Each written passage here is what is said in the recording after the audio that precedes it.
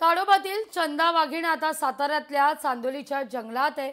सह्याद्री व्याघ्र प्रकल्पामध्ये चंदा वाघीण दाखल झाली आहे। सह्याद्री व्याघ्र प्रकल्पामध्ये तिचं नवीन नाव ठेवण्यात आलंय, अर्थात तारा।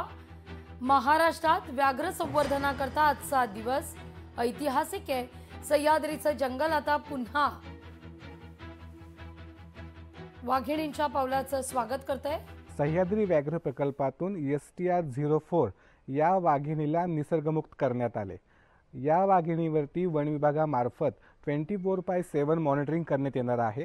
वाघिणीच्या गळ्यामध्ये रेडिओ कॉलर लावली असून सॅटेलाइट मार्फत आणि VHF मार्फत या वाघिणीचे मॉनिटरिंग करण्यात येणार आहे।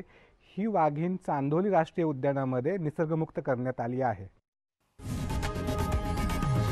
लोकशाही मराठी ऐका, पहा, जागरूक रहा।